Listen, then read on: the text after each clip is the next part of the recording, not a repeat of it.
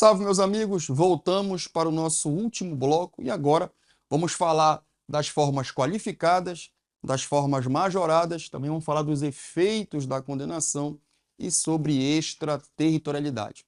Vem comigo agora, olha só.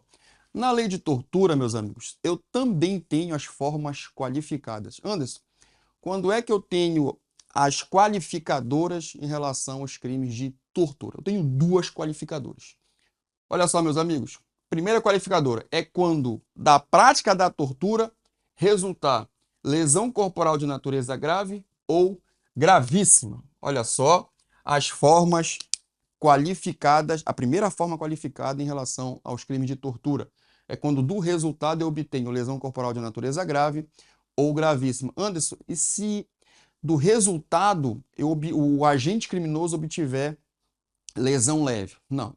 A lesão leve não qualifica, tudo bem? A lesão leve não qualifica a tortura. O que qualifica são as formas grave ou gravíssima. E aí a pena passa, a pena base lá naquelas figuras que nós já vimos, tem como pena de 2 a 8 anos. A primeira forma qualificada já passa de 4 a 10 anos. Cuidado com isso, que eu já passo a ter uma pena maior, obviamente, por ser uma forma qualificada. A outra qualificadora é quando do resultado da tortura eu obtenho a morte da vítima. Cuidado com isso. Eu obtenho a morte da vítima e aí eu tenho uma pena de 8 a 16 anos. Agora, meus amigos, chamo a atenção dos colegas em relação a esses resultados. Cuidado, isso vai cair em concurso, olha só. Esses resultados que qualificam os crimes de tortura, o agente não quer esses resultados. Mas como assim? Ele não praticou a tortura? Como é que ele não quer a lesão grave ou gravíssima? Ele não praticou a tortura? Como é que ele não quer a morte da vítima? Não quer, meus amigos. Aqui, esses resultados, o agente criminoso obtém por culpa. Cuidado com isso. Esses resultados, anota aí, ó. Esses resultados que qualificam os crimes de tortura, esses resultados são culposos. Ele obtém por culpa. Tudo bem? Ele não quer o resultado qualificador. Ele obtém por culpa. Cuidado. Então, antes, eu estou diante de crimes pré-terdolosos? Estou diante de crimes pré-terdolosos. O agente criminoso quer a tortura. Ele não quer a lesão grave ou gravíssima, mas ele obtém por culpa. O agente criminoso quer a tortura, pratica a tortura naquelas modalidades, obtém a morte. Essa morte ele não quer. Essa morte ele tem que obter por culpa. Anderson, principalmente aqui na morte. Cuidado com isso, meus amigos. Porque se o agente criminoso quiser a morte, ele quer a morte, ou aceita o resultado morte, no caso dolo eventual, eu não estou mais diante de tortura. Eu estou diante do crime de homicídio. Mas a tortura, nesse caso, eu faço o que, Anderson? Nesse caso aí, a tortura, quando o agente quer a morte da vítima e utiliza a tortura como meio, eu estou diante de um homicídio o quê? Qualificado. Qualificado pela tortura. A tortura foi utilizada como meio para obter a morte. Por isso que ele não pode querer a morte, porque senão muda o crime. Se ele quiser a morte desde o início em relação à vítima e utilizou a tortura como meio, eu estou diante não de uma tortura qualificada pela morte. Eu estou diante de um homicídio qualificado pela tortura. A tortura foi utilizada como meio para a obtenção da morte. Cuidado com isso, isso vai cair em concurso. Então, para fixar tanto a lesão corporal grave ou gravíssima como a morte, o resultado não pode ser perquirido pelo agente. Ele não quer esses resultados, ele não perseguiu esses resultados. Obteve por culpa. Tudo bem? Cuidado com isso em concurso. São figuras pré-terdolosas. Agora vamos falar das majorantes, meus amigos, para a gente não perder tempo. Eu também tenho causas que aumentam a pena, são causas de aumento da pena em relação aos crimes de tortura. E aí eu tenho uma variação de 1/6 a 1/3, né, como causas de aumento. Quais são as circunstâncias, Anderson, que aumentam, né, a pena em relação aos crimes de tortura? Olha só, quando eu tenho como agente criminoso um agente público. O agente público é o agente criminoso. Um bom exemplo aqui né, a título de concurso, é quando o agente público, por exemplo, é um policial civil, um policial penal, um policial militar, enfim. Cuidado com isso. Se ele for agente público e praticar o crime de tortura em relação à função que ele ocupa, ou em razão ou a pretexto de exercer essa função, eu tenho uma causa de aumento de pena. Tudo bem? Por isso que, normalmente, quando o agente público, no exercício da sua função pública, ele pratica o crime de tortura, ele não fica naquela pena base de 2 a 8 anos. Ela sempre tem uma pena maior, justamente por conta dessa causa de aumento prevista em lei. Tudo bem? Só o fato de ele ser agente público no exercício da função, ou a pretexto de exercê-lo, praticou a tortura, ele não vai ficar na forma simples de 2 a 8 anos, vai estar incidindo aí sobre ele, nessas circunstâncias, uma causa de aumento variando de 1/6 a 1/3. Outra forma que também majora os crimes de tortura, quando a vítima for criança, gestante, portador de deficiência, adolescente ou maior de 60 anos. Essas vítimas aqui, caso sejam elas as vítimas em relação à tortura, essas condições, criança, gestante, portador de deficiência, adolescente ou maior de 60 anos, por si só, também majoram a pena em relação aos crimes de tortura. Agora, cuidado, meus amigos, faz uma observação aqui, tá? É óbvio, cuidado com isso, vou colocar aqui embaixo. Cuidado com isso em concurso, tá? Cuidado com esse concurso que eu vou anotar aqui. Olha só, é óbvio que essas circunstâncias aqui da vítima, obviamente, o agente criminoso, vou colocar aqui, o agente criminoso precisa conhecer. Mas como assim o agente criminoso precisa conhecer essas circunstâncias? Claro, meus amigos, para a gente evitar a responsabilidade penal objetiva. É óbvio que essas circunstâncias, que a vítima está gestante, que ele é portador de deficiência, que ele é maior de 60, é óbvio que precisa fazer parte do dolo. Ele precisa ter conhecimento porque precisa fazer parte do dolo.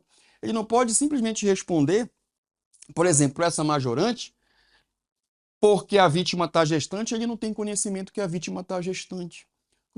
Como é que o fato dele não conhecer que a vítima está gestante vai incidir sobre ele uma causa de aumento, já que não faz parte do conhecimento dele, portanto não faz parte do dolo. Cuidado com isso. Imagina que a vítima aqui, ó, vou colocar como exemplo aqui, a gestante, ela está gestante de 2 meses, vamos supor. E aí o agente criminoso pratica a tortura contra essa mulher. Ele não está ciente que ela está gestante de 2 meses, 3 meses. Portanto, essa majorante não pode incidir em relação a esse agente criminoso, aumentando a pena dele. Por quê? Porque senão estaria diante de uma responsabilidade penal objetiva, né? E a gente sabe que o direito penal não aceita responsabilidade penal objetiva. A responsabilidade penal no Brasil ela é subjetiva, tem que demonstrar dolo e tem que demonstrar culpa do agente criminoso, beleza? Dolo ou culpa. Tranquilo? Fechou? Cuidado com isso, que essas circunstâncias têm que fazer parte do conhecimento do agente criminoso. Ele precisa conhecer essas circunstâncias. E a última, bem tranquila, também vai majorar se a tortura ocorreu mediante a sequestro. Ou seja, ele praticou o sequestro, praticou a tortura em relação a essa vítima, essas circunstâncias da tortura, ou seja, mediante a sequestro, ou seja, a segregação da vítima ali momentânea, isso também majora a pena em relação aos crimes de tortura. Tranquilo, meus amigos? Fechou aqui? Bem simples. Cuidado para não confundir as formas que qualificam, são 2, com as formas que majoram, né? Que são aí 3, né? Agente público, essas vítimas nessas circunstâncias, criança, adolescente, gestante, portador de deficiência maior de 60, e quando a vítima é sequestrada e aí o agente pratica a tortura. Beleza? Vamos avançar. Meus amigos, a lei de tortura também traz efeitos da condenação.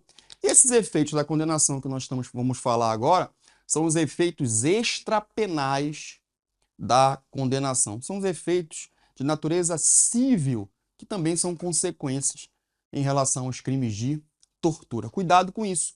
Olha só, tem como efeito da condenação, efeito extrapenal da condenação, a perda do cargo, função, emprego público, se o agente criminoso é agente público, tá?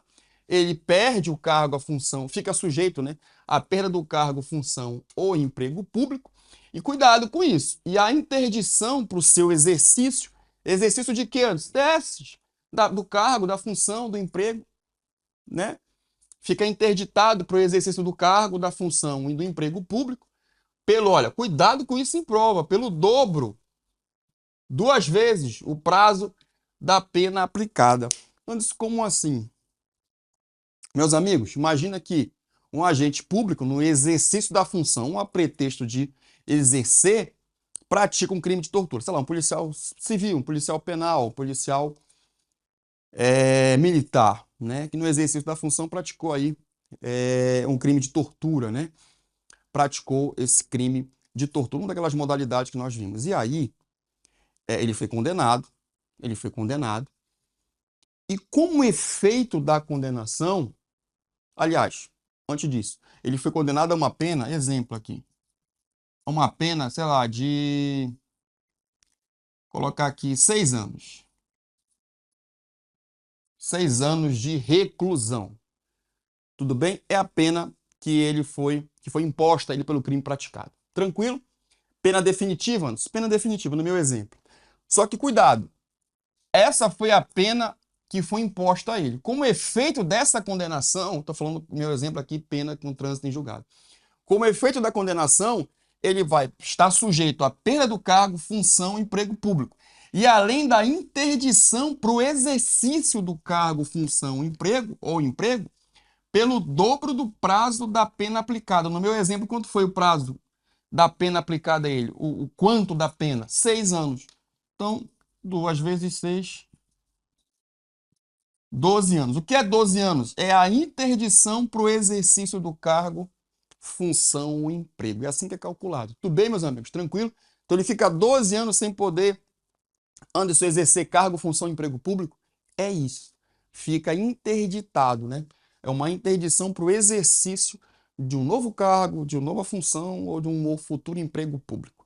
Tá? Ele fica aí impedido de exercer cargo, emprego ou função pública, ser contratado em geral pela administração pública. Fechou aqui, meus amigos? Cuidado com isso, que é o dobro. Às vezes na prova cai triplo, né? Ou cai de igual forma. A pena imposta mais a interdição seria igual. Cuidado com isso. Pegadinha de concurso. Fica atento que é o dobro do prazo da pena aplicada. Beleza? Agora anota aí. Cuidado com isso, meus amigos, que a lei de tortura tem um diferenciador em relação, por exemplo, o que estabelece o Código Penal, pelo menos em regra. O Código Penal também tem esse efeito da condenação lá, na parte geral. Tranquilo? Só que lá o efeito não é automático. Mas como assim? Lá no Código Penal, na parte geral, em relação ao cargo, a perda do cargo, função, emprego público, ele, em regra, né? Em regra, não é automático, né? Só seria automático no Código Penal se o crime fosse contra a mulher pela condição de ser mulher. Mudança recente implementada aí, né, pela mudança legislativa que ocorreu recente. Mas se não for essas circunstâncias, é a perda do cargo, função ou emprego público lá no Código Penal, na parte geral, a regra é não ser automático. Ou seja, um agente criminoso praticou qualquer crime lá que não seja contra a mulher pela condição de ser mulher. Tudo bem? Eu não estou falando de violência doméstica, familiar contra a mulher e nem pela condição dela ser mulher. Não é essa a circunstância. É um exemplo qualquer. Sei lá, um agente público praticou um crime de peculato. Vou dar um exemplo. Peculato, usou o cargo público indevidamente e praticou um crime de peculato. E aí ele é condenado a um quanto qualquer. E aí, meus amigos, a perda do cargo, função, emprego público, pode acontecer isso lá, ele pode perder? Pode. Mas o efeito não é automático. Ele precisa, lá pelo Código Penal, ele precisa, para perder o cargo, função, emprego público, que o juiz motive essa decisão na sentença. Não é um efeito automático, não é em decorrência da condenação em trânsito em julgado. O juiz precisa motivar essa perda do cargo, função ou emprego público. Por quê? Porque lá, pelo menos em regra, não é automático. Cuidado aqui na lei de tortura. Na lei de tortura, meus amigos, esse efeito ele é automático. Antes, quer dizer que se um policial militar, um policial penal, praticar um crime de tortura no exercício da sua função ou em razão do exercício e for condenado com trânsito e julgado, ele perde automaticamente o cargo público? Imagina um policial civil, um policial penal, ele vai perder automaticamente o cargo público. Antes, por quê? Porque o efeito da lei é um efeito automático. Tranquilo? Então, cuidado com isso, que esse efeito aqui, esse efeito da condenação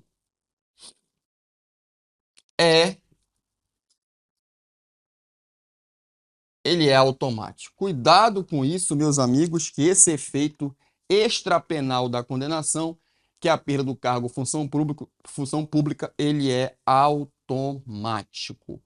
Tranquilo, o juiz não precisa motivar a decisão, tá? Explicando os motivos pelo qual ele também está ali definindo, colocando na sentença a perda do cargo, função, emprego público desse agente criminoso. Não precisa colocar, não precisa motivar, por quê? Porque é um efeito automático.